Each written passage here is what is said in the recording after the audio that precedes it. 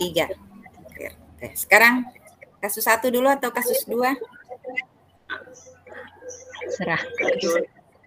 Kasus 1. Kita ke kasus 1 Ibu Sylvia. Oke. Saya pengamat.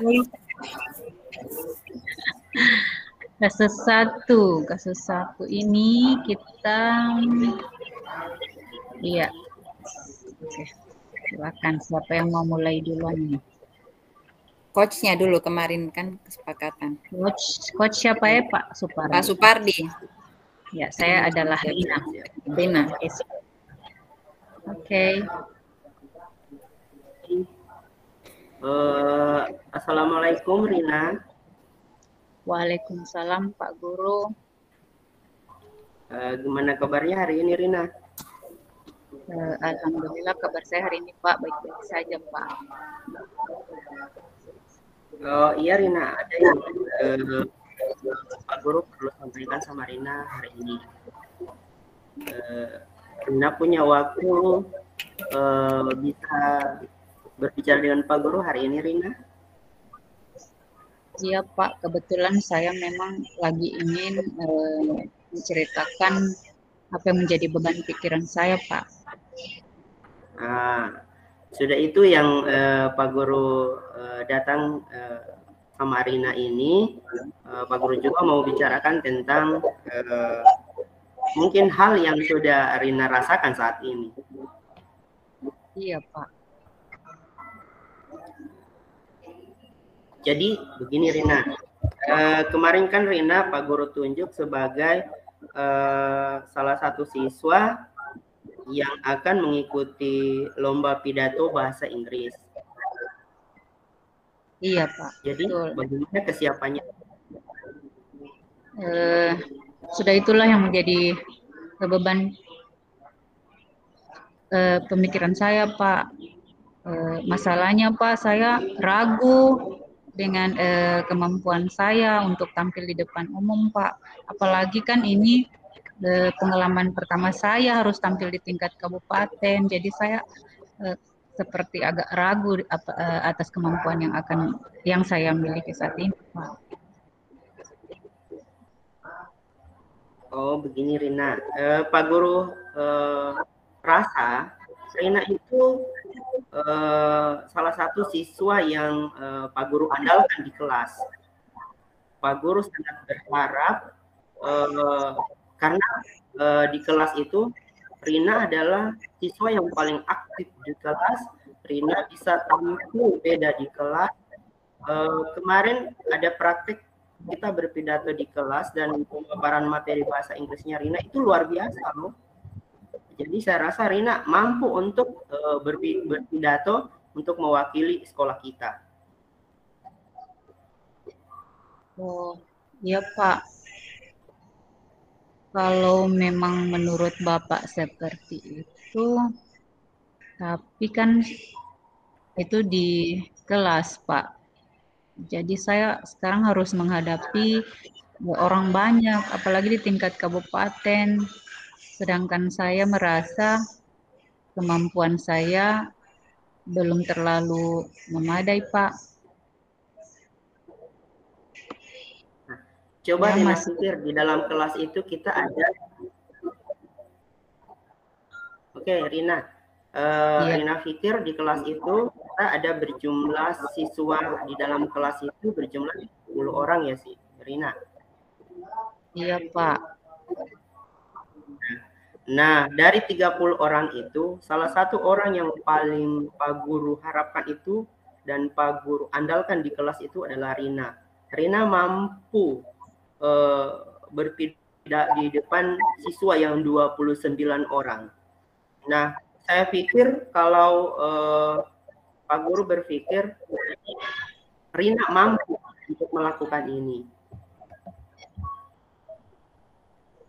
Jadi kalau cuman Rina memiliki ketidakpercayaan diri di kelas saja, Rina percaya diri tampil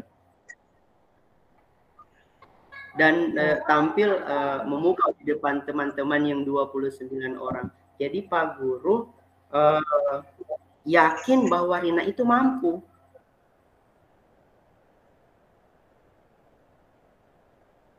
eh, kalau misalkan saya mampu, eh, saya jadi berpikir, Pak, barangkali saya harus membutuhkan latihan yang khusus, Pak, biar saya lebih Nah, menguasai diri saya dan lebih percaya diri mungkin, Pak.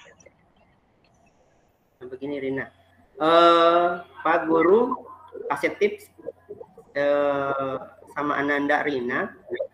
Kalau di rumah ya pulang dari sekolah, latihannya itu di depan cermin. Rina boleh nanti praktekkan di rumah di depan cermin.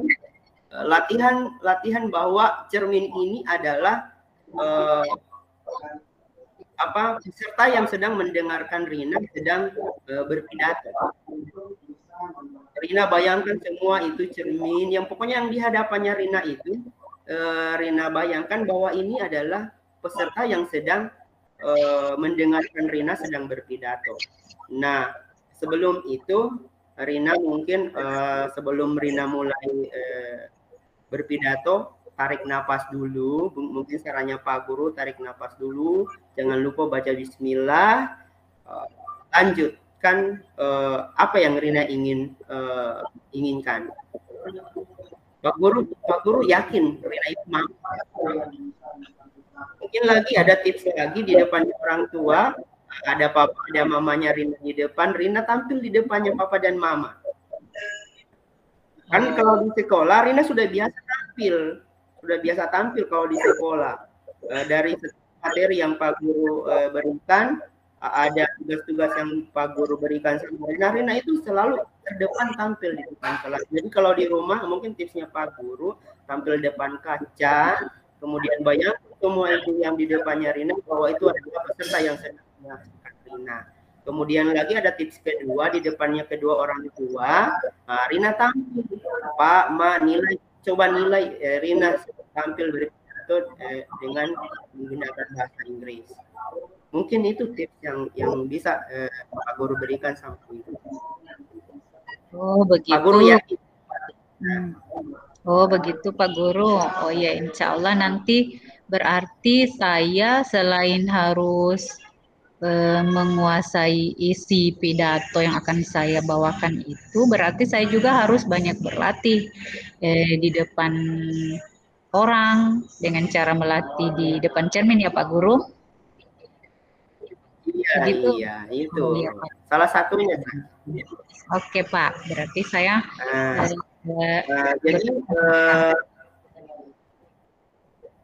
jadi karena minggu depan ini sudah rencana kita perlombaan, jadi rencananya Rina seperti apa supaya tampil maksimal di atas panggung nanti pada saat perlombaan. Jadi apa rencana Rina ke depannya untuk menghadapi pidato minggu depan ini? Mungkin saya akan 6 hari ke depan, mulai besok saya akan menghadap Bapak, meminta waktu Bapak untuk melatih saya mengenai cara berpidato supaya saya lebih menguasai isi pidato yang akan saya bawakan. Lalu saya akan melatih diri saya juga ketika di rumah untuk melatih kepercayaan diri saya. Mungkin saya akan melakukan tips yang sudah Bapak sarankan, berlatih di depan cermin dan mungkin di depan orang tua atau keluarga saya di rumah, Pak. Itu langkah awal yang akan saya lakukan untuk 6 hari ke depan. Kira-kira begitu, Pak. Nah, baik Rina. Jadi sekarang Pak Guru sudah bisa simpulkan keraguan Rina untuk mengikuti lomba karena tidak percaya diri itu bisa Rina tantang dengan semangat Rina yang begitu kuat untuk mengikuti ini. Jadi Tapi jangan lupa tetap minta dukungan orang tua, karena doa orang tua itu lebih penting dari segalanya. Oke Rina? Baik Pak. Jadi setelah Rina sudah mengetahui semua ini, apa yang akan dilakukan untuk menghadapi lomba nantinya di minggu depan ini. Jadi kira-kira setelah di atas panggung, apa yang akan kan ini sudah banyak penonton di depan Rina. Nah, jadi sekarang tanggung jawabnya Rina itu adalah harus tampil maksimal, dengan tips yang sudah Rina lakukan selama seminggu untuk menghadapi lomba ini. Jadi kira-kira apa yang akan Rina lakukan setelah di atas panggung? Sudah ini sudah di atas panggung Rina. Nah, nantinya kalau sudah di panggung, yang pertama tentu adalah menguasai diri, menghilangkan rasa gugup dengan diawali dengan berdoa Pak Guru. Baru setelah itu saya akan bersikap lebih tenang terlebih dahulu, mungkin tarik nafas atau apa. Kemudian ketika saya menguasai diri saya akan mulai memberikan pidato saya dengan tenang. Yang penting adalah 6 hari ini saya akan melatih diri saya menguasai isi atau materi pidato yang akan saya bacakan Pak, karena saya pikir itu faktor utama. Kalau saya tidak kuasai Pak, pasti saya akan gugup di depan orang banyak nanti Pak. Kan kalau misalnya gugup itu hilang semua, tapi kalau saya sudah kuasai ini, saya pikir saya pasti bisa tampil di depan orang banyak Pak. Kira-kira seperti itu Pak.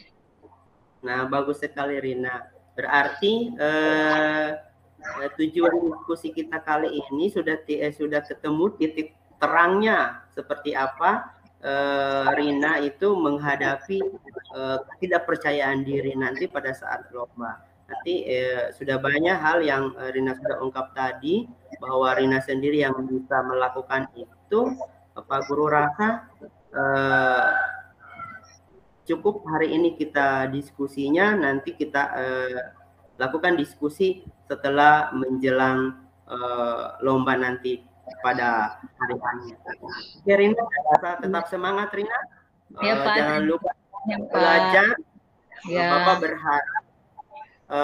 Bapak berharap Rina itu adalah andalan Bapak di dalam kelas, dan Rina itu pasti bisa.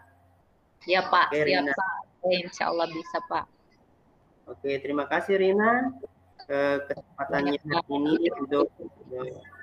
dan kesempatannya Rina untuk tampil di depan orang banyak itu pada saat pidato ini. Jadi Bapak berharap itu saja. Oke, terima kasih Rina. Bapak mungkin ada pekerjaan lain di dalam kelas yang harus Bapak sampaikan. Assalamualaikum warahmatullahi wabarakatuh. Terima kasih banyak Pak. Waalaikumsalam warahmatullahi wabarakatuh. Oke, pengamat. Oke, setelah mengamati proses coaching yang dilakukan oleh Pak Supardi dengan Ibu Samsiar, ada beberapa catatan di sini yang saya catat. Yang pertama untuk di bagian tujuan, kalau untuk di bagian tujuan, coach sudah menyampaikan pembuka dengan baik.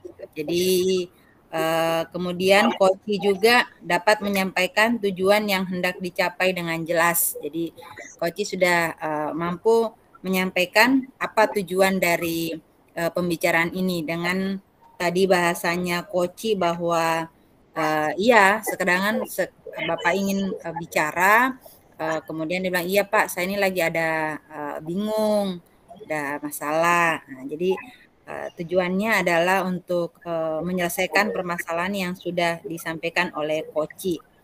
Nah, itu sudah tercapai sangat baik untuk di bagian tujuan. Kemudian untuk yang di bagian yang identifikasi, bagian identifikasi saya juga sudah melihat bahwa coach itu mampu memberikan pertanyaan yang bersifat terbuka, sehingga coach itu merasa apa ya, misalnya tenang untuk bercerita. Karena kan kita kalau kesulitan nanti yang akan kita lakukan ketika menerapkan coaching ini di kelas itu adalah di sekolah, anak-anak itu mau bercerita. Itu juga kemarin pas eksplorasi konsep, saya pribadi juga jawabnya itu. Nanti kira-kira hambatan, tantangan apa yang akan dihadapi pada saat proses coaching di kelas. Tentu anak-anak itu belum, kalau anak-anak yang biasa bicara, pasti nanti biasa saja mengalir kayak begini kan, kayak besar siar mengalir. Tapi nanti kita akan menemui anak-anak yang tidak tahu Pak Guru. Jawabannya banyak. Aduh, itu yang apalagi mau ditanya supaya dia ini mau bicara. Jawabannya tidak tahu, jawabannya gitu. Ya, tapi tadi saya lihat sudah mulai, sudah ada pertanyaan-pertanyaan yang bisa mengeksplor untuk coach. Jadi dari coach bisa memberikan pertanyaan yang mampu mengeksplor coach. Kemudian coach juga memberikan respon yang lancar, potensi dan alternatif solusi tergali. Oke, jadi tadi juga sudah, tapi itu lagi sih tantangannya. Mungkin karena yang ditemui kita adalah sesama guru, jadi tentu responnya lancar. Nah, itu tantangannya nanti ke depannya nih tantangannya. Apakah respon anak-anak seperti itu tentu lebih banyak pertanyaan kayaknya nanti yang harus bagalinya nih anak-anak ini.